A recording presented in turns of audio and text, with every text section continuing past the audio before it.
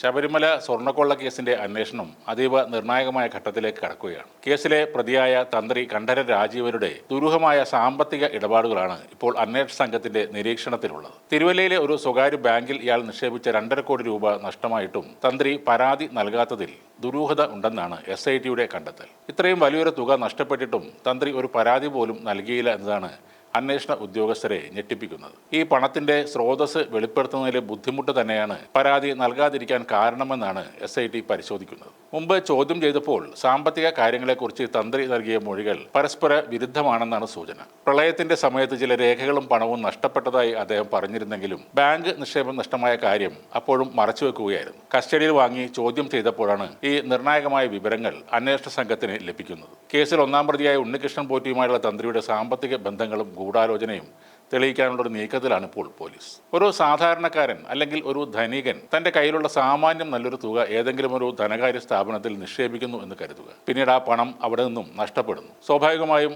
ആദ്യം ചെയ്യുന്നത് ഒരു പരാതി നൽകുക എന്ന കാര്യമാണ്. എന്നാൽ തന്റെ 2.5 കോടി രൂപ നഷ്ടമായിട്ടും ഒരു പരാതി പോലും എഴുതി നൽകാതെ ആ പണം അപ്പാടെ ഉപേക്ഷിച്ച മഹാമനസ്കനാണ് ഈ കണ്ഠരര് രാജീവൻ. പണം നഷ്ടപ്പെടുത്തിയ സ്ഥാപനത്തോട് ദൈവതുല്യനായ ആ മനുഷ്യൻ ക്ഷമിച്ചത് വളരെ പെട്ടെന്നാണ്. തിരുവല്ലയിലെ ഒരു സ്വകാര്യ സ്ഥാപനത്തിൽ കണ്ഠരര് നിക്ഷേപിച്ചത് 2.5 കോടി രൂപയാണ്. ആ സ്ഥാപനം ഒരു സുപ്രഭാതത്തിൽ അടച്ചുപൂട്ടി അപ്രത്യക്ഷമായി. എന്നാൽ അവിടുത്തെ നിക്ഷേപകരായ മറ്റുള്ളവർ പോലീസിൽ പരാതി നൽകി അവരുടെ പണം കിട്ടാനായി കാത്തിരിക്കുകയും ചെയ്തു. ഒരുപക്ഷെ ആ സ്ഥാപനത്തിലെ ഏറ്റവും വലിയ നിക്ഷേപകനായ തന്ത്രി രാജീവര് ഇതുവരേക്കും പണം പോയി എന്ന പരാതി പറഞ്ഞിട്ടില്ല. അതായത് അദ്ദേഹത്തിന് ഈ 2.5 കോടി പോയതിൽ പ്രശ്നങ്ങളൊന്നുമില്ല. അതൊരു വലിയ തുക ആയിട്ട് അദ്ദേഹത്തിന് തോന്നുന്നുമില്ല. ശബരിമലയിലെ ഭക്തർക്ക് ഇതിന്റെ ഉത്തരം അറിയാമെങ്കിൽ പറഞ്ഞു തരണം. എന്താണ് താഴമൺ തന്ത്രി കുടുംബത്തിലെ രാജീവർ ഒരു പരാതി പോലും നൽകാതെ ആ വലിയ തുക ഉപേക്ഷിച്ചത്? അതിലെന്തെങ്കിലും അസ്വാഭാവികത നിങ്ങൾക്ക് തോന്നുന്നുണ്ടോ? സോഴ്സ് വ്യക്തമാക്കാൻ കഴിയാത്ത പണമാണ് അതെന്ന് നിങ്ങൾക്ക് തോന്നുന്നുണ്ടോ? നിങ്ങൾക്ക് അതിന് ഉത്തരമുണ്ടാകില്ല. എന്തെങ്കിലും അസ്വാഭാവികത തോന്നുകയുമില്ല. കാരണം നിങ്ങളൊക്കെ ഭക്തരാണ്. നിങ്ങളാണ് ഈ രാജീവർക്ക് പണമുണ്ടാക്കി നൽകുന്നത്. എന്തെങ്കിലും കുറച്ച് സംസ്കൃതവും പറഞ്ഞ് കർപ്പൂരം കത്തിച്ച് കറക്കിയാൽ നിങ്ങൾ തന്നെ ഈ പറഞ്ഞ 2.5 കോടി വളരെ കുറഞ്ഞ ദിവസങ്ങൾക്കുള്ളിൽ അയാൾക്ക് കൊടുക്കും. പിന്നെ എന്തിന് അയാൾ കേസിന് പോകണം? ചെറിയ തുകയ്ക്ക് വേണ്ടി പോലും കോടതിയിൽ പോയ